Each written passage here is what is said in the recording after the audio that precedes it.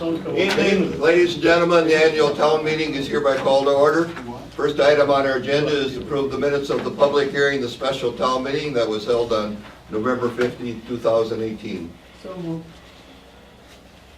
Motion been made. Is there a second? Second. Any discussions? Hear none. All in favor say aye. Aye. I'm an aye. Any opposed? No opposed. Item 2 is reports. Review the 2018 financial statement. Lisa, is there anything you want to comment on that? I'll just read over. This is should be right behind your minutes. For 2018, the general fund balance started January 1st of last year at $572,420. The budgeted amounts for 2018 for revenue was $2,752,215. Expenditures $2,999,557, leaving a deficit of $247,342. To balance that, we budgeted to take a loan of $175,000 and then the remaining $72,342 from the general fund. The actual amounts at the end of the year for revenue was $2,736,21. Expenditures $2,939,476, leaving a deficit of only $203,455. So to balance that, we took a loan of $172,000 and took the remaining $31,455 from the general fund, leaving the balance at $540,965 as of December 31st, 2018.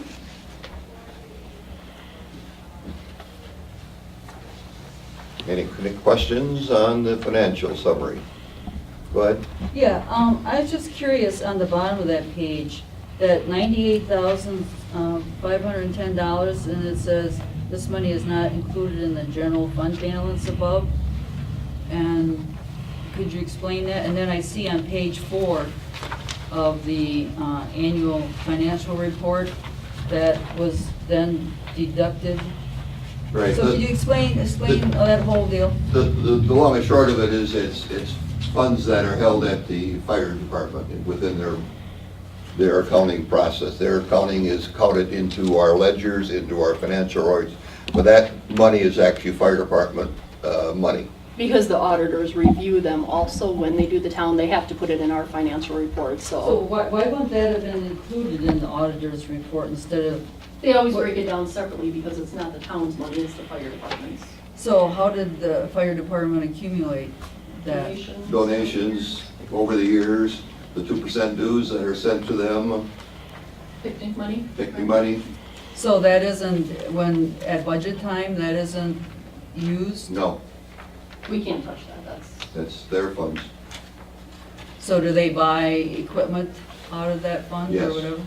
Yes. Would- Yes, and they've paid toward trucks in the past, they saved money up, and then when we bought trucks in the past, the town bought and loaned for the truck, and they sometimes outfitted it with all the hoses and whatever else new that went on it. That's what they do with their fundraising. Or this year, as Bob will relate to what they purchased with some of their funds this year. Anybody else? Go ahead, Mr. Ed. Excuse me, Ron, yeah, we took out 2 loans, one of 175 and one of 172. No. No, a total of $172,000. Okay. $175 is what we budgeted to take the Budgeted, loan, and we yeah. ended up $3,000 less than. So the loan, when it says loan is Less than. proposed or something, or whatever. Right, we budgeted to take a $175,000 loan, Okay. but we only took $172,000. Okay. Anything else? Here, we'll move to reports by various people. The treasurer, Amy Cook, do you want to? Good evening. Cash on hand as of December 31st, 2018 consists of the following. Wood Trust checking, $105,000. Wood Trust investment account, $139,000.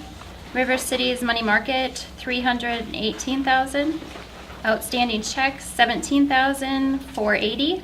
The fund balance, $580,544. Tax collections consists of $5,150,403.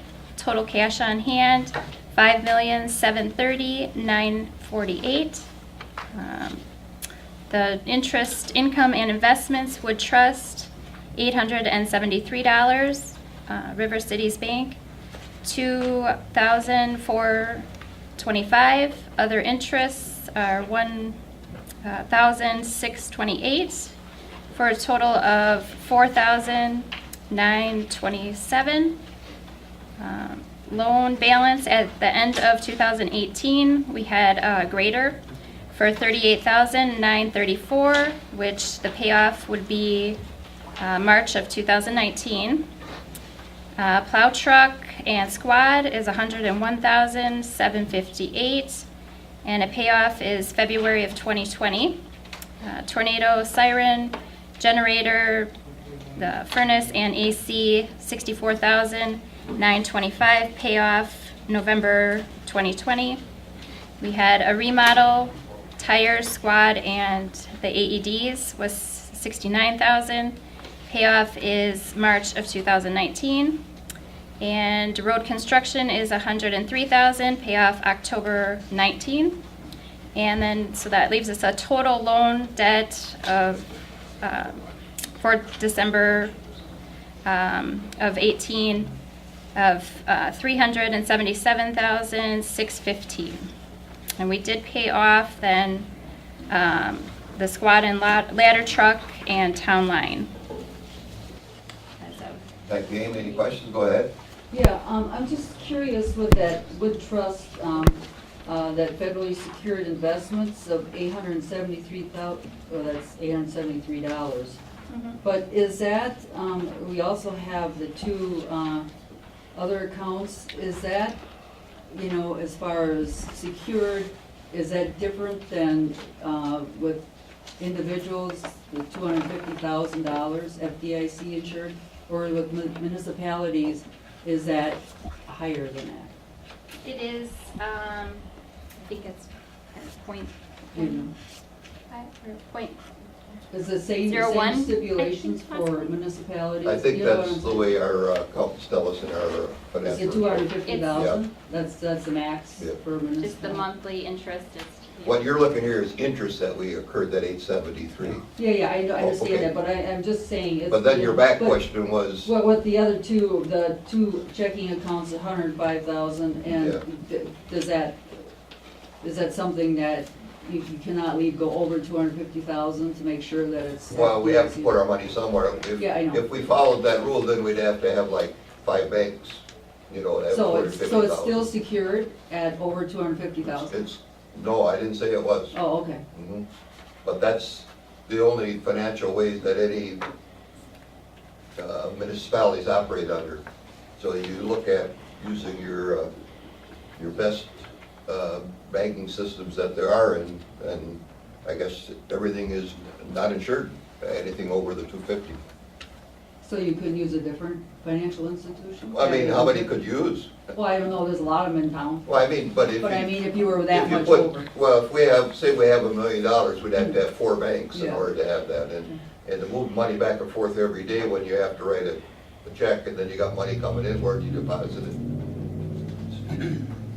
Just been our auditor's practice, and they're not seeing any issues with it.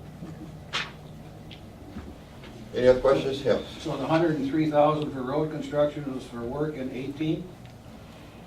Yeah, That's when we took it out. yeah, okay, Mhm. okay. Anything else? Thank you, Amy. Chief Pyatt will be up next to give his, and he will be excused after his. He needs to attend another annual meeting, actually 2 today. There's only 1 today. I gotta do Saratoga tomorrow, they didn't want me tonight, so I think I would've got there too late. So, good evening, everybody. Our 2018 report for the fire department. The Grand Rapids Fire Department has had a busy year in 2018. Our calls for service were up on both sides of the house, with fire calls up 26%. We had 101 in 2018 compared to 74 in 2017. And our EMS calls were up 12%. We had 242 in 2017, 273 in 2018. We had 48 fire calls in Grand Rapids, 12 in the town of Grant, 20 in the town of Saratoga, and we had 21 mutual aid calls from our neighboring communities. So you can see the attached sheet in the back of my packet on the breakdown of this year's calls. It was also a safe year with no lost time injuries. Our current staffing level is down slightly, not yet to a critical level, but we definitely need to find ways to attract new members into our community. We currently have 39 firefighters, which consists of 10 officers, 26 firefighters, and 3 associate members in training. We also have 6 EMS responders, but a total of 23 members with EMS credentials.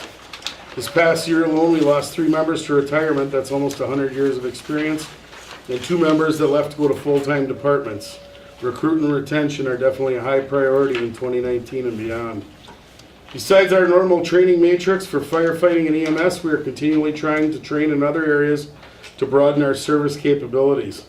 2 areas in particular that we got started in 2018 is becoming a participating agency in Project Lifesaver, a program to rescue cognitively disabled patients that escape their caregivers. We hope to be trained and functioning by July of 2019. We will also be a trained functioning rescue unit for cold water/ice rescue for our community. I've been truly impressed by my department's enthusiasm to learn new skills and expand our level of service. Our department continues to be very proactive with fire prevention activities. We are very busy during Fire Prevention Month, educating students in the area from preschool to elementary ages about fire safety.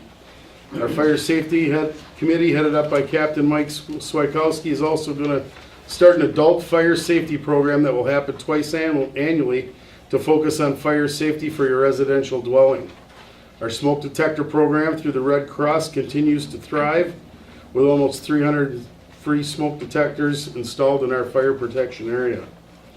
All equipment is running and functioning. We hope to replace Engine 1 in 2020 as it's beginning its 20th year of service. After that, we'll be focusing on replacing our 1993 squad truck with potentially a heavy rescue truck, as our needs have changed since we built that truck back in 1993. Looking forward to 2019, my vision for the department will be continuing to focus on training and educational opportunities for our staff to increase our level of safety and service to the communities we serve. Thank you, Chief. Any questions? Go ahead. John Hennigan, do we charge for any calls? Not in the town of Grand. I mean, we receive money from Saratoga and Grant for our contracts, but as of right now, Grand Rapids does not charge for fire calls. So, I know a lot of departments are starting to raise revenue. I don't mean just fire calls, I mean calls. Do you charge for any? Presently, no. Brush fires that got away that shouldn't have, or? I can have the police department cite for me on like burning ordinance complaints, and then a lot of times if they're doing something they shouldn't be doing, we have the DNR write the tickets, but I guess then it goes in there. Okay, so we don't get any income from, Negative. other than Saratoga and? Not in their current system, no. Okay, thank you. So, Mr. Layton? Yeah, a couple of, well, first one might sound like a bit of a dumb one, Bob, but EMS calls.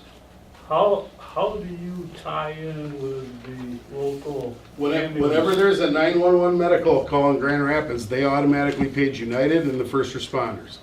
Okay, so you're both called.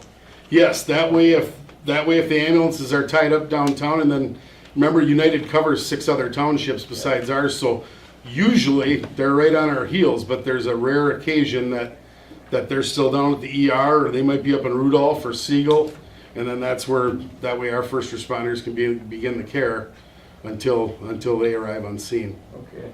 And then the other one I was gonna ask is, I know a few years back, our fire department made kind of a push to make sure our residents knew to notify their insurance companies about the 2% kickback, and the fact that Grand Rapids Fire Department was able to meet the same requirements as the city because you're hauling water. Yeah, several years ago we got up to an ISO rating of 5, which is the best we can get without hydrants. Right. So in the city you'd be a higher ISO rating than that. But we've current for a rural department. We have the best ISO rating we could possibly try to achieve. So do you figure that that's being complied with, you're getting that from everybody's insurance company? Oh, absolutely. And that That's, rating? that's part of those monies that we were talking about. And those 2% dues that we get from the insurance company, from Grant, from Saratoga, and from Grand Rapids, those, I have to account for every penny of those, and those can only be spent. There's a very strict guideline on what equipment you can buy and cannot purchase with that, with those funds. Good, thanks. So, yep. Kathy? Oh. Yes, hi. I was just wondering, how are false alarms handled as far as revenue or expense, or even the call of your, of the volunteers?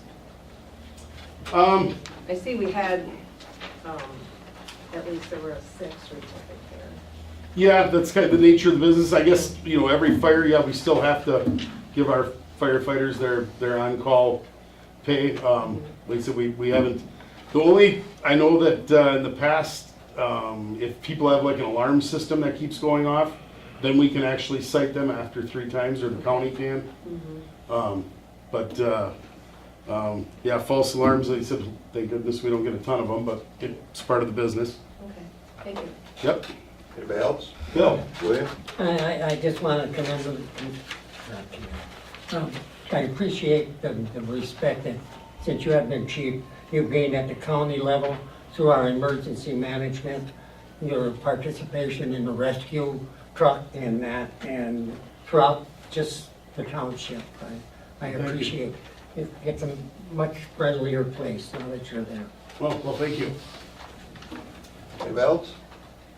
If not, Chief, you're excused. You may Okay. head on down the road. And thanks again for your service. All right, thank you. You need a driver, Bob? I can drive. Yeah. Nice try, Dan. Chief Bell Peterson, when you're, after Bob has got past you, you may proceed to the podium, as they say. No, sorry, you gotta stay. Good evening, everyone. Good evening. Okay, the Grand Rapids Police Department remained very busy last year protecting the citizens of Grand Rapids.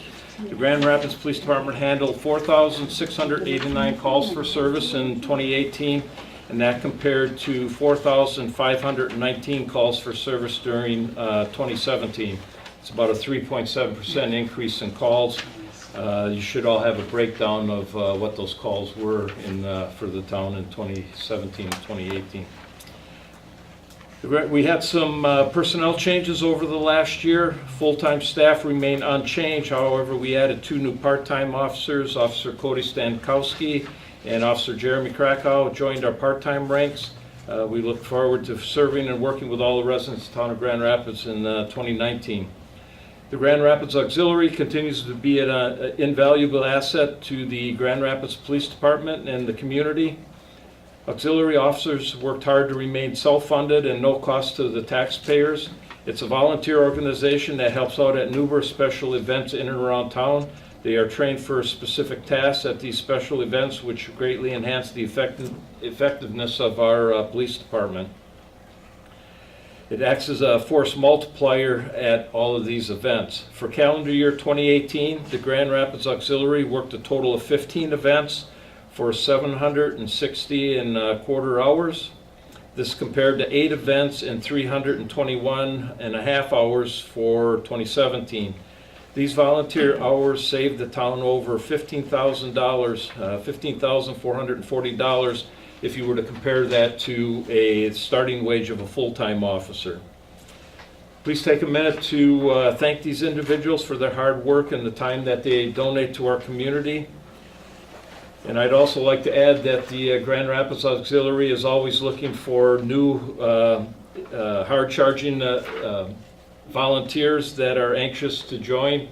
It's not only a organization that a lot of the younger students use to start their law enforcement career, but it can be any one of you sitting out there. If you want to be a part of your community and serve your community on a volunteer basis at some of these special events, by all means, we're always recruiting and looking for volunteers. At the end of calendar year 2018, we had 5 squad cars in the department fleet. 2013 Dodge Charger with 97,546 miles, a 2014 Dodge Charger with 107,729 miles, a 2015 Ford Explorer with 60,335 miles, 2016 Ford Explorer with 33,505 miles, and a 2018 Dodge Charger with 3,959 miles. All of the officers met state mandated training requirements for 2018. Training still remains a priority with us at the department in 2019 to help better improve the service and training and education that these officers get and can pass along to the residents here in the town of Grand Rapids. On behalf of all officers and staff of the Grand Rapids Police Department, we're proud to serve our community now and into the future. Welcome any questions or concerns you may have about the police department. Look forward to serving everyone in 2019. Thank you. Thank you, Chief. Any questions for the chief? Go ahead, whoever wants to go first. Patty? I was wondering if you could just read off your members of your team. Sure. Our full-time officers are Sergeant Dave Drinkline, Officer Tammy Kubishik, Officer Seth Tomei, Officer Cody Conover, and Officer James Shawarski. Our part-time officers include Mike Weiberg, Andrew Merkus, Deanne Adamczyk, Cody Stankowski, and Jeremy Krakow. And then, of course, the heart and heartbeat of the office, Jewel Nenneman and Peggy Dowdy, and that you probably do most of your interaction with. Thank you. Mr. Head? Yeah, I picked up on your mention in there to thank these individuals or of the auxiliary for their hard work, but never did I know who they are. I don't have a current roster. And, I mean, should you include that as a list maybe, or? We could do that in the should we put it future. on the website, Sure. or is it confidential, or, you know, can- for what it's worth, I guess? Right. It's an ever-changing list, suspect so. so, but, yeah, we can do that next year. Like I said, we have a lot of turnover with the auxiliary, because a lot of times they'll find full-time jobs elsewhere or in law enforcement or whatever, but we do recognize them. There's I believe it's the United Way that has the volunteer breakfast every year, and we've had our volunteers, especially our leaders that have been in the program for a while, recognize them at those volunteer breakfast, annual breakfasts that they have, so. Okay. And how do the first responders fit into? Their first responders They're are volunteers with, too? the Paid first volunteers. responders are with the fire department. Work with the fire department, okay. Yeah. Paid volunteers. But, and that's a good point, that when they get an EMS call that he asked about, when United is paged out in our fire department, if our officers aren't busy on another call, they normally respond also to assist. And two of our officers are actually, I don't know if they're EMTs or paramedics, I don't know quite what One their is full... a paramedic, one is an EMT, yeah. So, you know, we have some very well-trained police officers in the EMS service. They actually, work part-time for United, so they also respond also. Go ahead, Dan, if you have a- No, just that they are on our EMS staff too. There's those two officers. Yeah, exactly. Andrew? I just want to thank you and the department for your service. This last year, there's been some pretty big accomplishments, I believe, in our police department, in part to a lot of your leadership.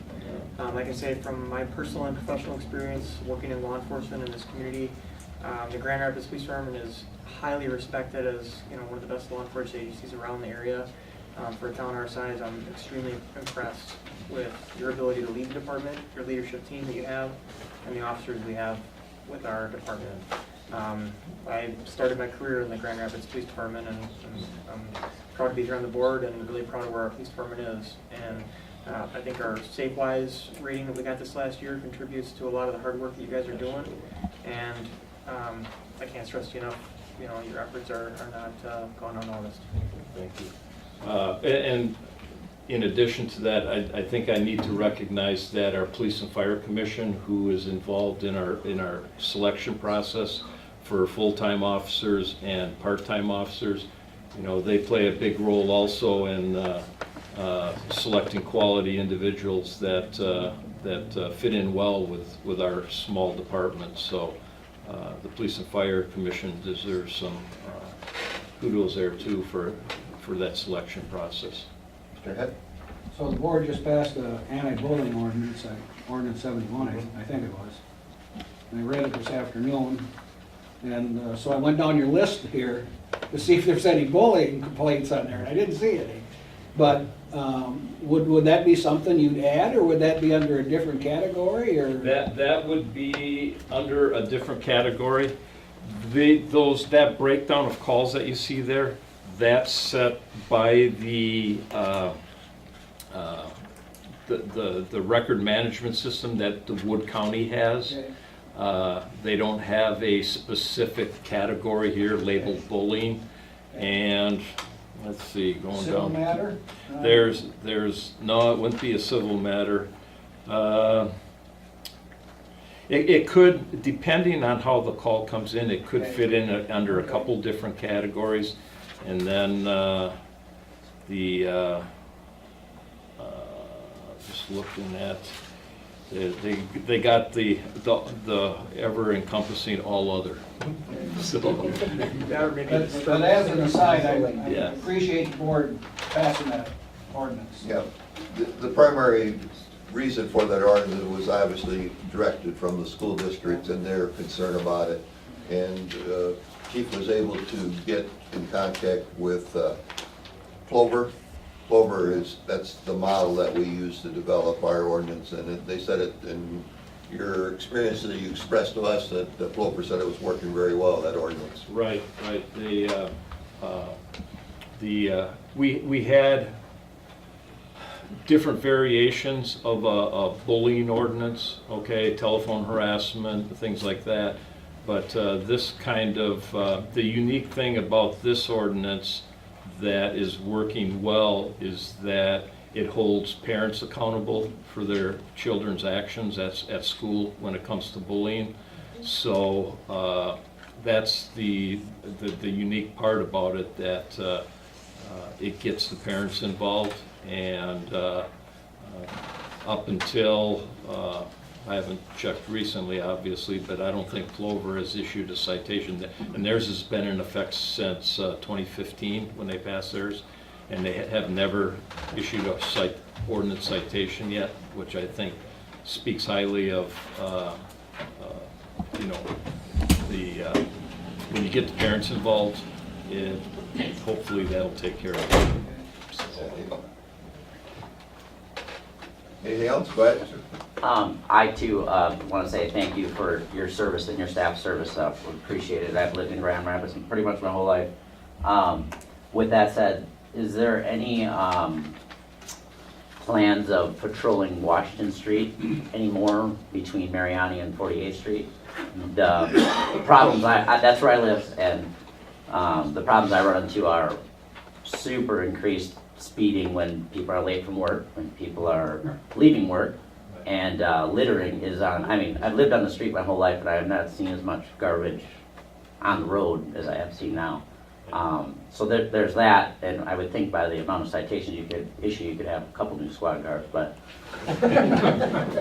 it just seems like it's out of control. And then the cranberries that are left on the road, literally, I've watched a truck this morning be emptied out on the corner, so. Really? Yeah, this morning. And there was a march yesterday, so the last 2 days, on my way home from the gym this morning, there was a truck dripping as it left. So I just wonder if there's any We plans for that. obviously, when, you know, if you have a concern, you should call us right And away, I or do. dispatch, I do. and we appreciate that. Yeah.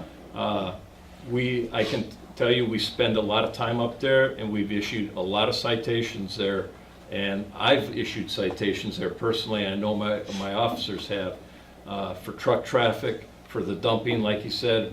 I don't know how many ordinance citations we've issued or traffic citations for dumping there, especially, was it last fall when we Last fall, we really had had 3 a in a row crash?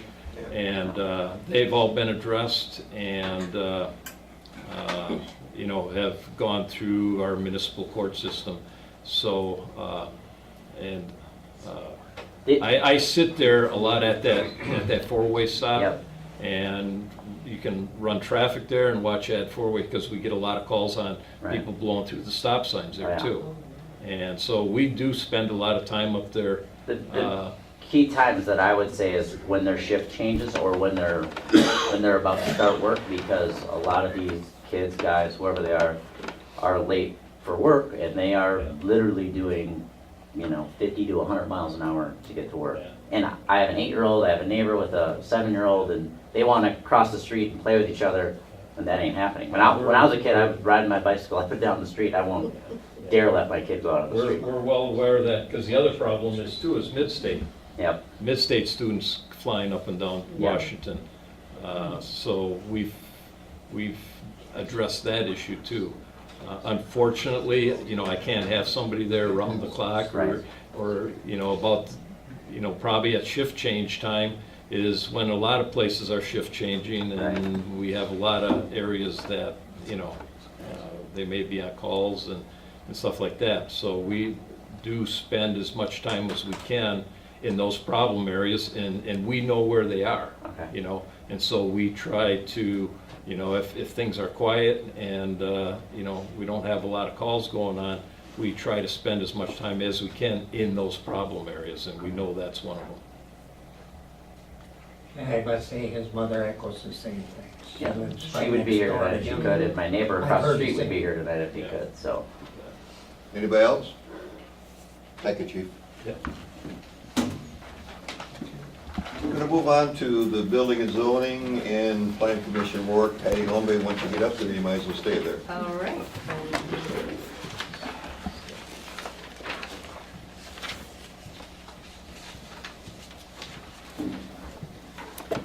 Good evening, residents and town board.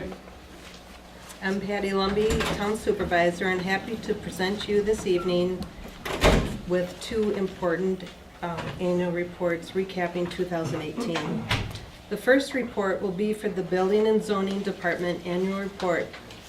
The audience has in front of them the 6-year statistics, and these reports will be available for anyone who wishes to view them on the town's website. Just to recap, the mission of the Building and Zoning Department is to enforce building and zoning codes, to protect the life and safety and enhance the quality of life for the citizens of Grand Rapids. These goals are accomplished through enforcement of construction, electrical, plumbing, and heating, ventilating, and air conditioning codes for residential buildings. Staff receives applications for these permits, review plans to ensure compliance with applicable codes and local ordinances, issue permits for construction and perform inspections to ensure work is performed in compliance with the applicable code provisions and local zoning ordinances. Enforcement of the town's zoning codes is also a function of the department. Applications for the permits are reviewed for compliance with provisions of the zoning of all of the districts to verify the desired use and occupancy allowed. The staff may also perform investigations and respond to complaints to ensure activities other than construction are not in violation of the zoning codes. The department also enforces other town ordinances. In reviewing the statistics that are on the annual report, the category of commercial properties have stayed somewhat consistent in the past 6 years. In the non-commercial categories, which are detached garage, sheds, decks, driveways, fences, that sort, the largest increase was the detached garages, an increase of 133% from 2013 to 2018. In 2018, there were 28 detached garages permits that were issued. I'm most pleased to announce that the new home construction has increased. The average cost for a new home in our town has remained the same since 2013, which is approximately $214,000 a home. which is great news for our residents moving to our town or relocating within our town. The assessment of the town has increased by 3.5% in the last 6 years. Our statement of assessment in 2018 is $481,214,000. The number of new homes were up by 255% from 2013 to 2018. The town has issued 32 new home building permits, averaging approximately 5 homes per year for the last 6 years. New construction in the area is good for our town's economy. Many types of businesses prosper from the increase of new construction, including the town's revenue for permits being issued. The permit fee revenue has increased 65% from 2013 to 2018. The 2018 dollar amount for the total fee permits was $29,570. We have not added any additional staff to handle this increase, and our office personnel have worked extremely hard to compensate for this increase. The Economic Development Committee and Conservation and Development expense from the town's budget was only $8,220. And with that being said, by protecting the life and safety and enhancing the quality of life for the citizens of Grand Rapids, which is the mission statement of this department, truly pays off. So it's not how much you spend, but it's how you conduct business. In 2018, our building inspector, Badgerland Homeland Consultants, ended their contracted service, and thank you for your service. In 2019, our building inspector is Central Wisconsin Building Inspections, LLC, and our inspector, Dan Hansen, is our inspector. This report will be available for anyone who wishes to view them on the townofgrandrapids.org website. I'd like to encourage you to visit our website to review these reports. They're very interesting to see how our town has grown in the last 6 years. Is there any questions? And Eddie, this is a really nice report. Thank you. This is really easy to read, and How come yours is colored, mine ain't? he likes me better than you. Can I get a report? Yeah. We didn't budget for color. No, it really is. Nice job. Thank you. We got color copies for sale. Yeah, I like to have, I'm always interested in statistics and being able to see the growth or we can make decisions more appropriately if we have these numbers in front of us. So that's one of my goals. anybody else? Questions? Comments? Thank you, Patty. Good report. you. You may go on to the Plan Commission report then. Thank you. The Town of Grand Rapids Plan Commission is comprised of 7 residents appointed to serve on the board for 3-year terms. The appointed officers position, which is the chairman and the vice chair, are only for 1-year appointments, which can be reappointed by the town chairman and confirmed by the town board. The commissioners are as follows. Justin Connor is the chair, Jeff Brubaker, Brian Pietzig, Jason Sachs, Jason Gruenberg, Tom Heiser, myself are members, and Peggy Dowdy is our zoning administrator, and she's also been the Plan Commission secretary since 2015. The board is available to meet on the 2nd and 4th Monday of each month at 6 o'clock right here at the Town Hall building. The Plan Commission was created to consider rezoning requests, conditional uses, ordinances, violations, text and map amendments, and land divisions. Consistency between the comprehensive plan and the zoning ordinance and the official map and various other planning, zoning, and building-related issues. The commission also considers dog exemption requests as well as domestic fowl, which is the chicken requests. In 2018, we had 11 meetings which were held to review and make recommendations to the town board. The following items were presented to the Plan Commission, and it shows a 7-year history. In 2018, we had dog exemption requests were 10, chicken permits were 5, Land use permit requests were 14, which is a 35% increase from 2012. Conditional use applications, 2. Certified survey map reviews were 11. Rezoning of property requests were 5. We did have some land annexation to the city. In 2018, it was 0.908 acres. So in a 5-year history, we have annexed to the city 24.088 acres. The year 2018 was a busy year for the Plan Commission, zoning administrator, and our town's attorney, Nicholas Flanagan. Some of the commissioners and the few town board members attended a workshop using and updating the comprehensive plan, which was hosted by the UW Extension. Discussion commences this year with anticipation of completion of the comprehensive plan to be in 2019. Also this past year, the commission developed and recommended to the legislation committee and also the town board new application permits. The newly created permits approved by the town board were the new business permit and the mobile vending permit. Also, changes in our ordinance number 52, which is our zoning ordinance, were to ease the restrictions of substandard lots, corner lots, and building height regulations. The Commission continues to take a positive approach in creating an environment conducive to promoting growth, expediting the permitting process, maintaining low permit costs, and while ensuring the integrity of the town's atmosphere. So please remember to visit our website and you can review these statistics. Thank you. Any questions?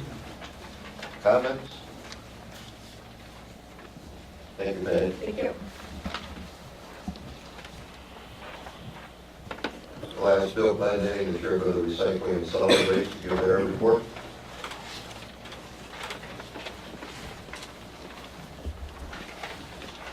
Thank you, Mr. Chairman, Board, Presidents.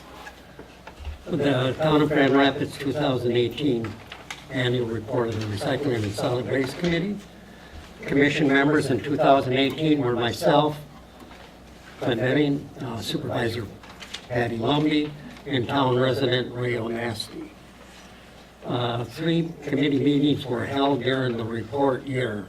The Town of Grand Rapids Board approved a contract for residential waste and recycling material collection commencing January 1st, 2017, and is continuing on until December 31st, 2020. And that's with advanced disposal presently. The contract is available for review on the town's website. In 2018, the contract was advanced disposal, and we were invoiced by them at an amount of $406,145. That's for each of the 3,092 residents, and they pay a total of $133.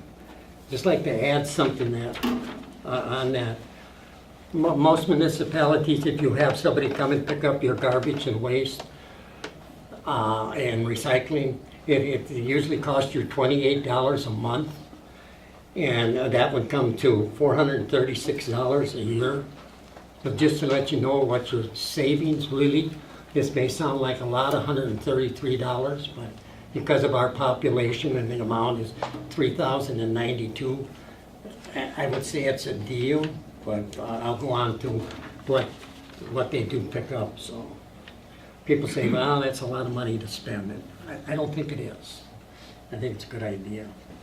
The holiday hours will be observed by the contractors. They're New Year's Day, Memorial Day, Independence Day, Labor Day, Thanksgiving, Christmas Day, and the collections for waste and recyclables that are done every week will be the day after. So if the holiday falls on a Thursday, you're not going to get picked up on Thursday. So we're actually number 5 out in this area, and we're Route 5, the last one.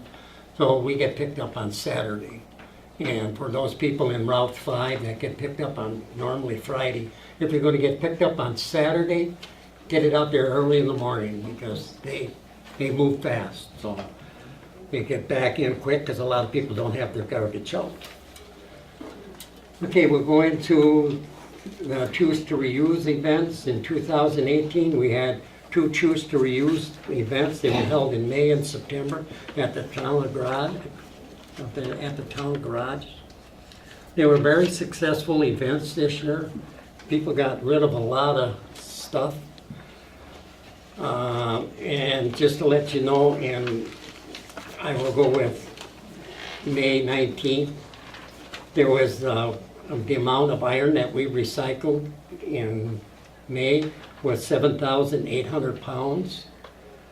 The electronics that was sent to ODC, we collected them for that. We made no money on it, but we paid them an amount of $1,170. That's what we collected. Tire income was $250. Thought I had the number of tires here, but okay. And waste in the dumpster was 5,020 pounds, which cost us, and it was donated, really, $278 was paid to dispose of that stuff. That was including the dumpster. We also collected 90 gallons worth of oil. In September of 2015, there was 6,480 pounds of iron.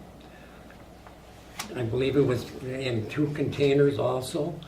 We also had $855 of electronics. They seem to be running off, but I see a lot of them on the side of the road just today coming home. I don't know if nobody's going to pick them up there, but please don't leave your TVs and stuff. They do not pick them up. And tire income at that time was $80. They had an amount of tires, 70 tires. No, that's not it. Okay. Waste in the dumpster was 8,560 pounds. This cost us $501, and it also was donated. It was donated by TJ's Auto, is who paid for those dumpsters and paid for dumping them at $75 a ton. The reason why this was so heavy is because we don't like collecting them, and this time if we collect them, we're going to charge more money for them. Is the fact that there were a lot of mattresses, and it rained for 2 days, and it all soaked right in those mattresses, and that's why it weighed so much. So watch out if you bring mattresses this time. The solid waste, to sum it up, the amount of waste that is out of the 3,092 homes that we collect, but we use it at a population of the town. It was, in 2017, was 524 pounds per capita. And in 2018, it was 503. I'm going to tell you something about that in a minute also. So now recyclables. Recyclables in tons, in 2017, 601 ton, and in 2018, it was 591 ton. Now, let's do a per capita on that. There was 156 pounds of recycling per capita in 2017 and 153 pounds in 2018. The report that you see below, if you could just follow along with me. I don't believe in this report. I really think it's ridiculous, but it's a report that we have to. If you will notice that in 2012, we had 127,487 pounds. And we also had the same amount of sheet bimetals. They're the same figures, 127,485. Go all the way down that list. Every year, 143 pounds of newspaper, and then if you go over here, in steel, it's also 143 pounds. If you go in 2014, 165,000. Go over here, the same as metal, 106. I don't know, if I tell you how they do that, they do it They did it 5 years ago once. They weighed, commingled means nothing to me. I'm a recycling nut, and I don't believe in this. They put it in there, there's 3 buckets in front. They put it in there, put it in the back, and then they weigh the whole truck up, and then they guesstimate how much of that was iron, how much of that was, the same way with the recyclables. And I've been there, watched them do it. I've taken stuff from after Choose to Reuse there, and I don't like the way they recycle. So this report I don't care to even talk about because I really think it's ridiculous. How can you, every year you have the same amount of newspapers as you have metal going to the recyclers?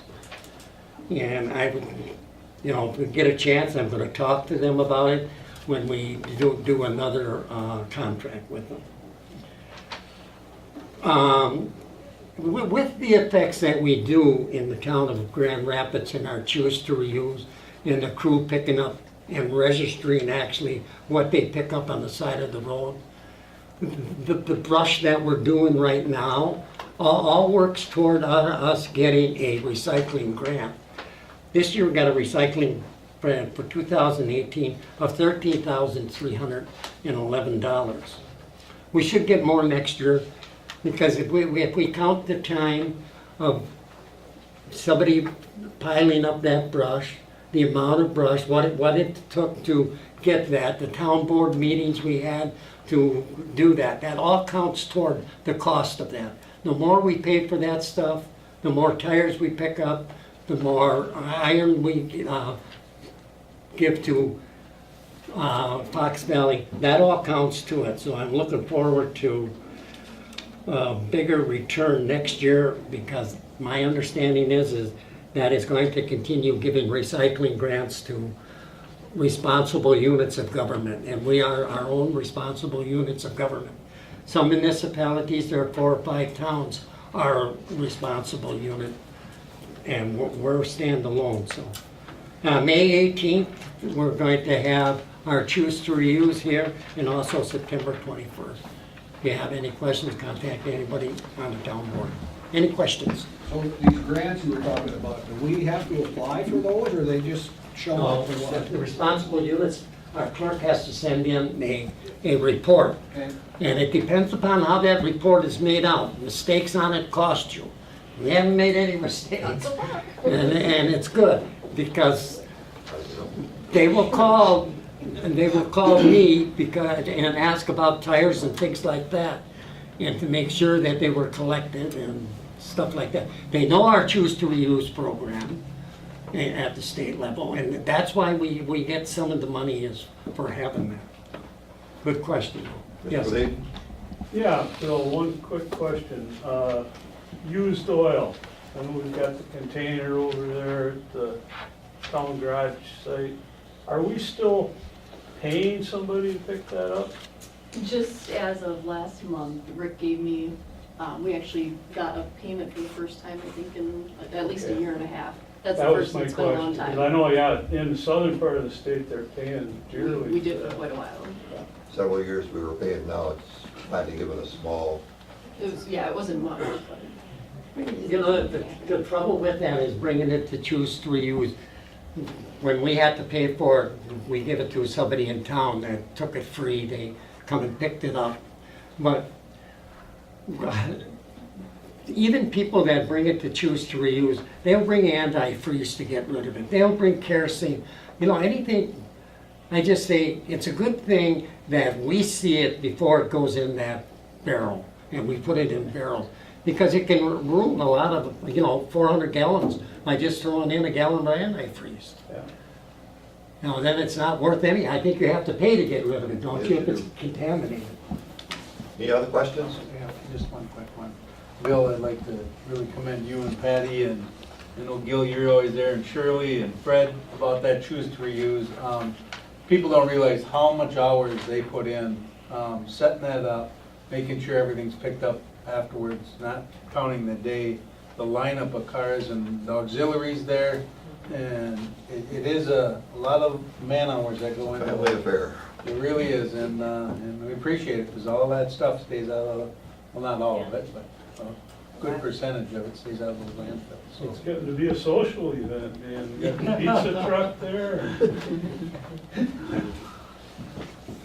All right, thank you.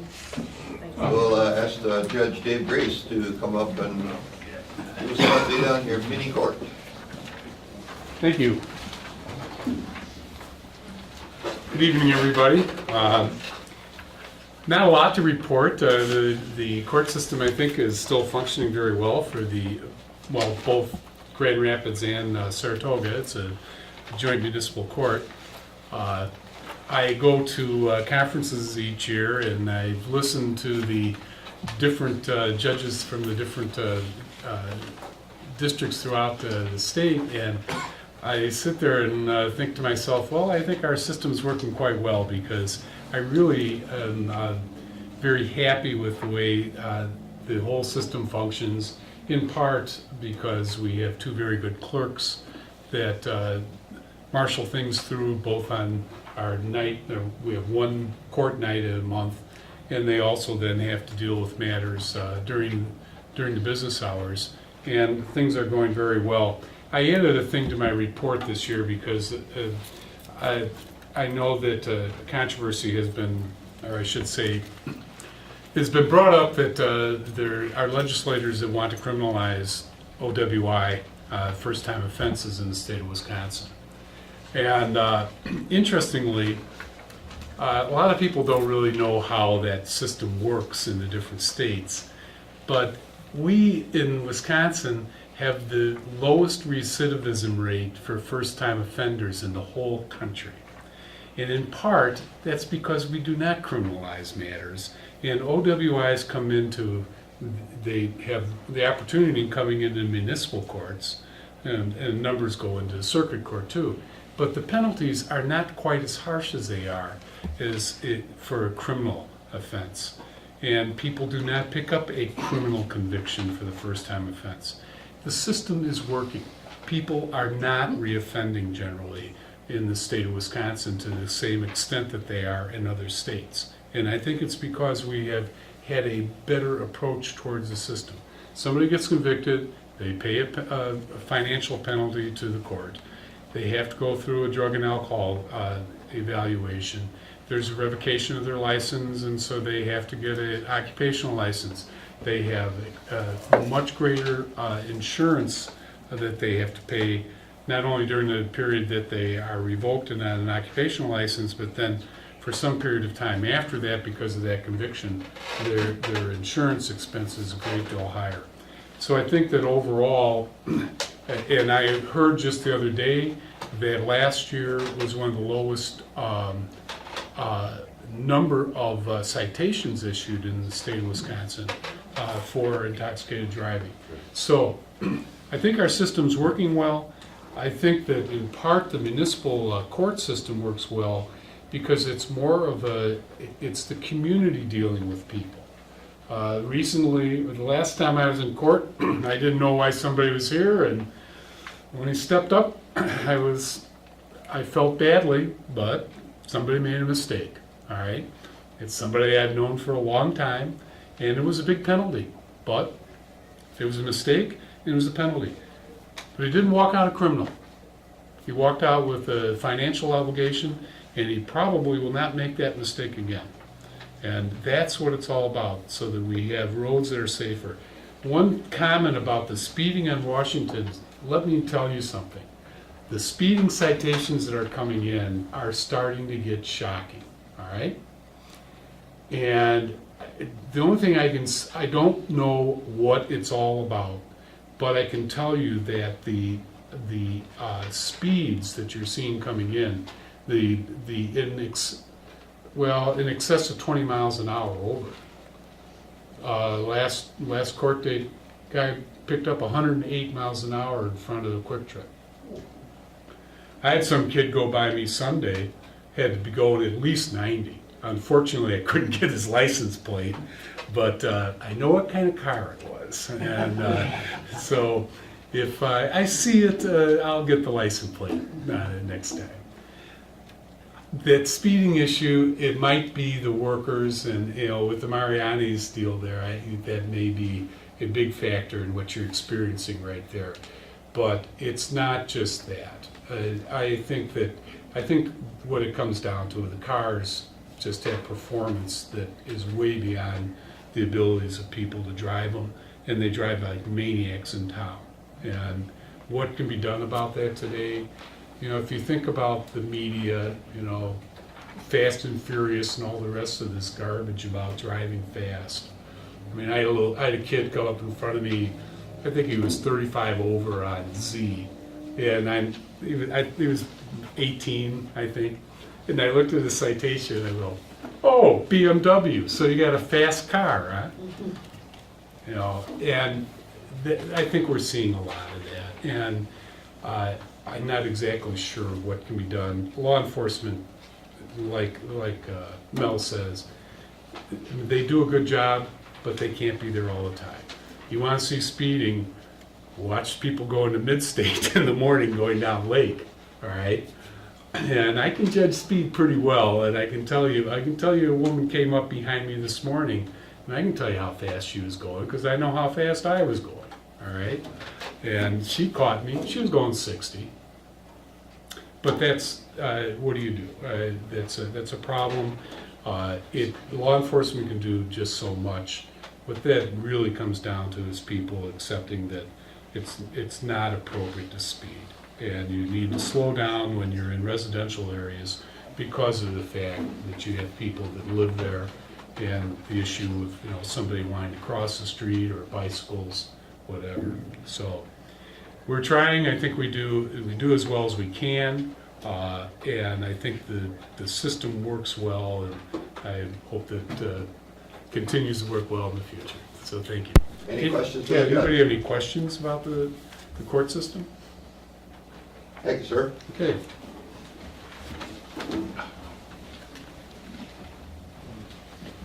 Bill Layton, do you want to do your Board of Appeals and Sanitary District reports?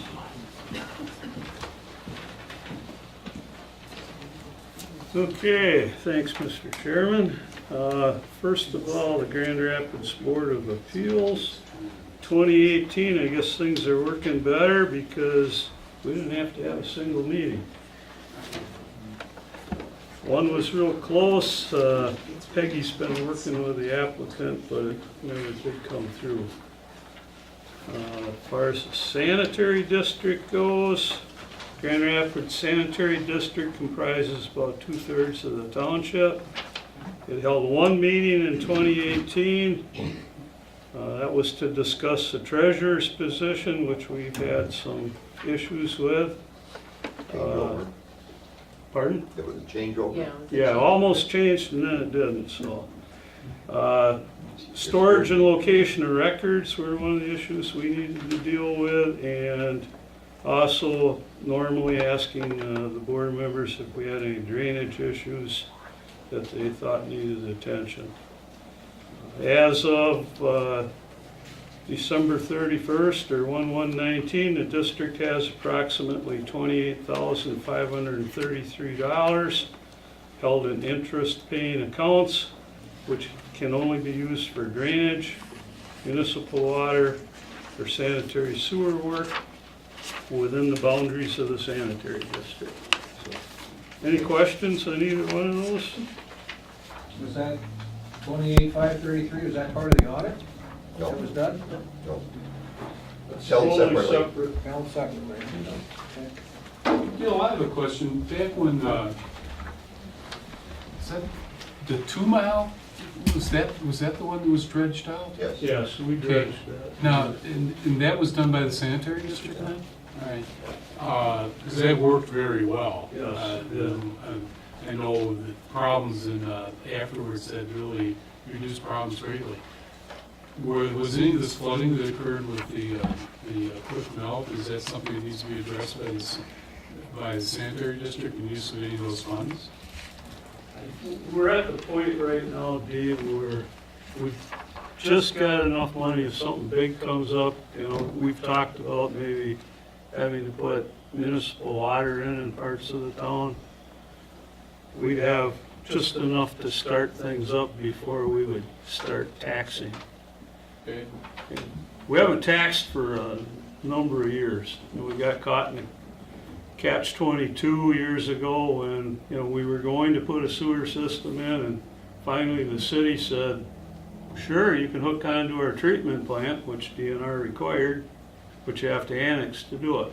Now, yours truly could tell you more about that. Yeah. Which you would not be happy to hear about, but I know a great deal about that. So we had the dredging of the 2 mile. I think one of the biggest things that helped there was that we profiled the old ditch, and we took out 2 of those old WPA dams that were in place that were really impeding the flow. So seems to be working a lot better. Thank Any you. other questions? Any other questions? Hearing none, thank you, sir. Thank you. Item 4 on the agenda is an annual agenda, which is the review of salaries. Current salary for a chairman is $300 monthly and $65 per meeting. Supervisors are paid a salary of $140 and a per diem of $60. Yeah, it was 25 when I started. So the reason this is on here, it's an annual thing. If you would approve any updated wages, they would not take place until April of 2021. That's all supervisors that are working in any given year are paid the same amount. So it's to the option of the public to leave it the same or offer any update as to the salary increases. And if so, that would come to a vote. Any discussion? Is there a motion to leave the same or change it? I would add that I think at the last annual meeting, I brought this up, I need to raise it, and there wasn't, I don't think we even had a second, and there wasn't much interest on the part of the board to raise it. So has the board made, No. are you in favor of changing it? You'd have to ask them individually, but I would tell you that I don't see a need for a change for myself. Patty, what's your take? My take is I'm doing my civil duty, so I'm fine with what I'm making. Dan? I mean, we obviously don't do it for the money, I mean, Uh, yeah, but it, I don't see it. Bill? I'm retired. What about you, Andy? Yep, I don't see a need for it. I think we're definitely adequately compensated. And I guess with that, I'll make a motion that we leave the salaries as is, or the per diems. I'll second that. Motion by Layton, seconded by Mr. Hitt. Any discussion? Hearing none, all in favor say aye. Aye. I'm an aye. Anybody opposed? No opposed? Item 5 is the last item, and if the public has any information or anything they wish to transact business, which is authorized under section 60.10 Wisconsin Stats. Anybody in the audience wish to contract any business today? I'm wondering what 60.10 all encompasses. You can make recommendations to the board on a lot of things. basically. A lot of it is advisory. Go ahead, ma'am. Yeah, like this gentleman with the concern on Washington Street with, the traffic, the truck traffic, all the extra trucks running on there and 48th Street. It just seems like, the town board should take some action on this, one way or the other. I mean, have a meeting with these folks and, let them express their, what they have to say and get something done about this for these people. I mean, go ahead, you live there. Just to kind of go off that, is there a reason that goes down the more populated way instead of out to 80th? I mean, I get it, they're going to McDonald's and it's closer, They but say it's not upgraded. They say 48th is, which 48th all they was, just did is changing.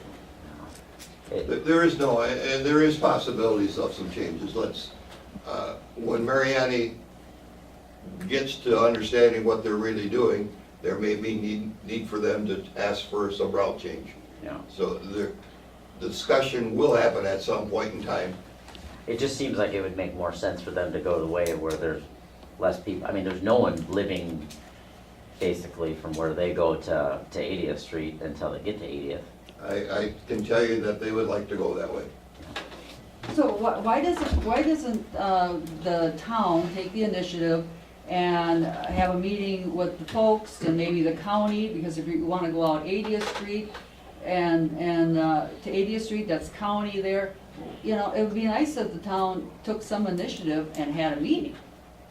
You know, that's what I'm saying, you know, it's. I won't say that it won't happen, but I can tell you that there will be some action at some point in time.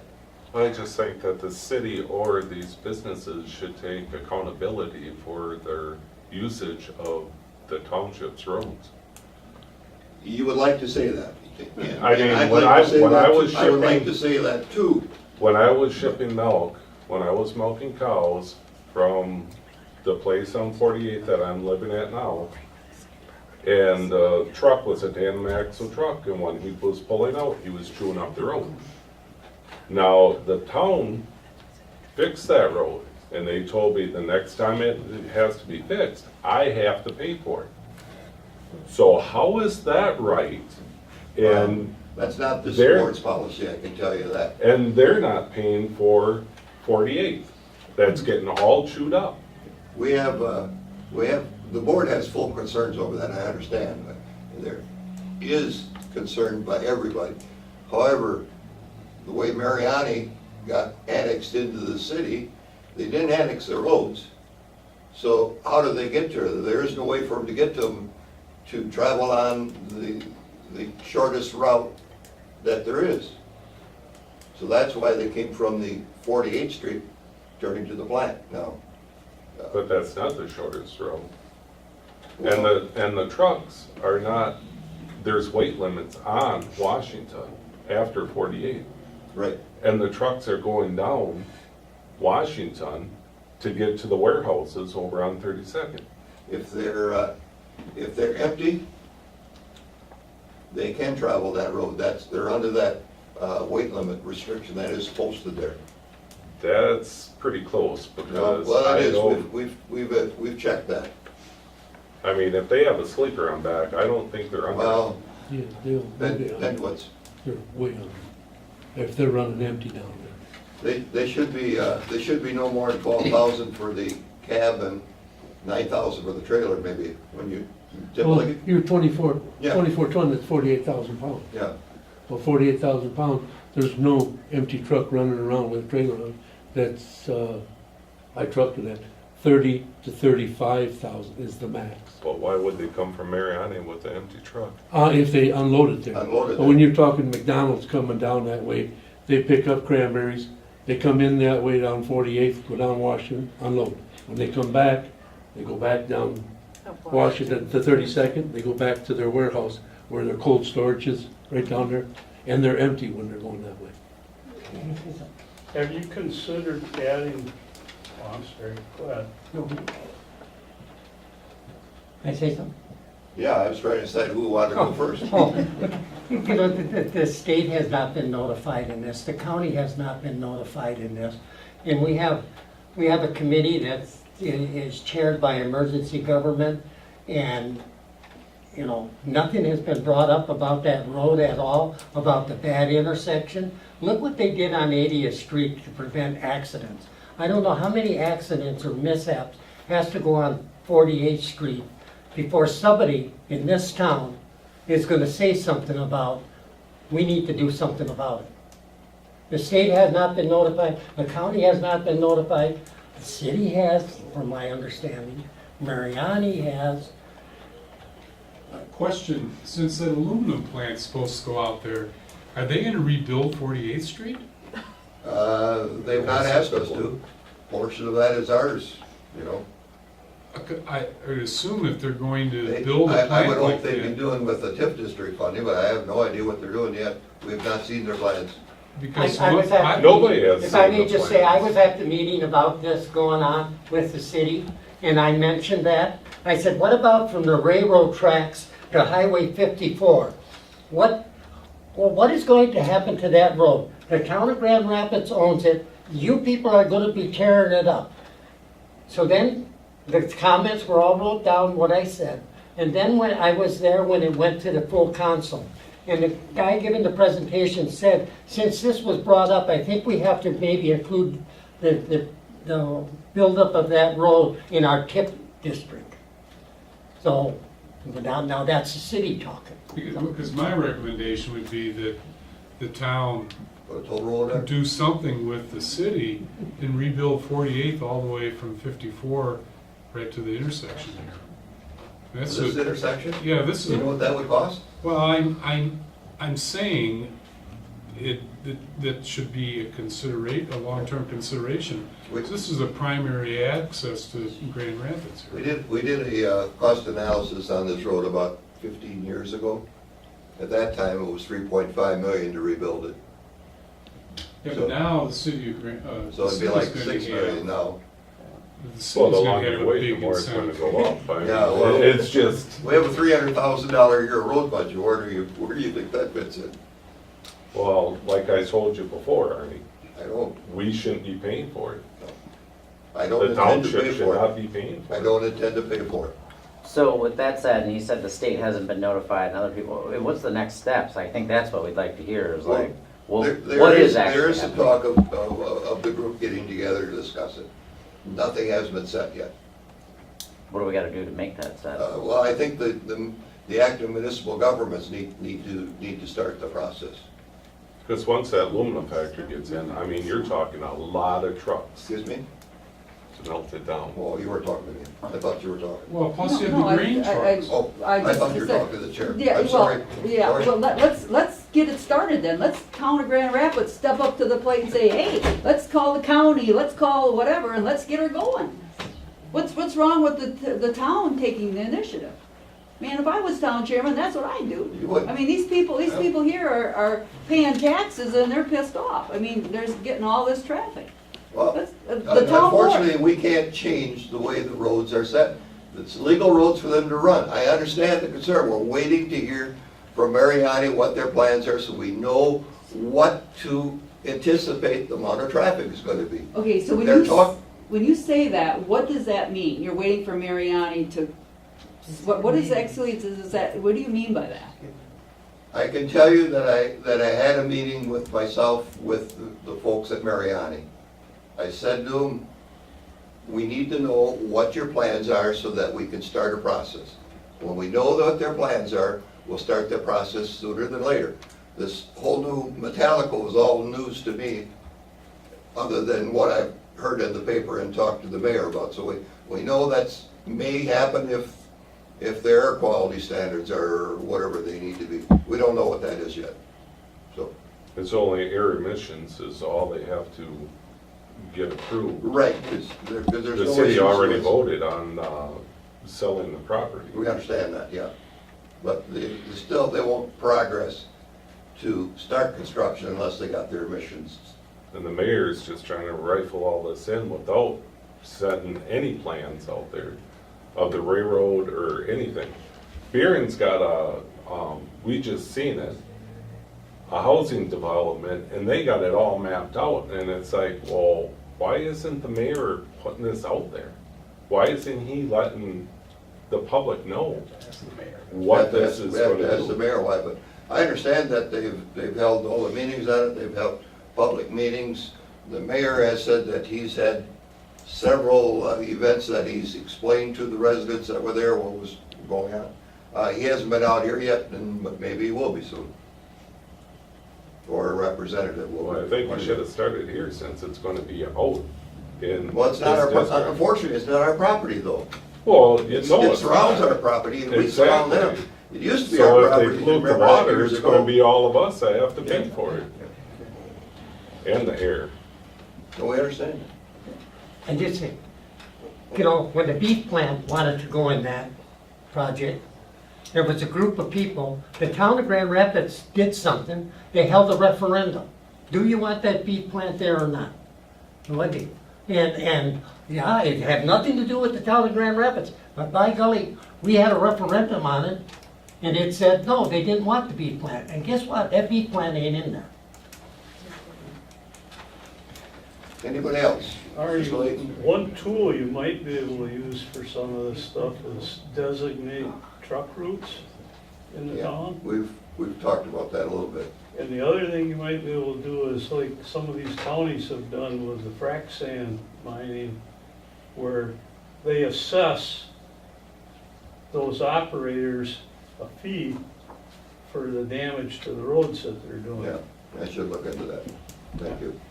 All right, is there any other action to be taken? Go ahead. The other concern I want to bring forward is the annexation of the property, the proposed new hangar and the terminal building on the airport property, which the land belongs to the town of Grand Rapids.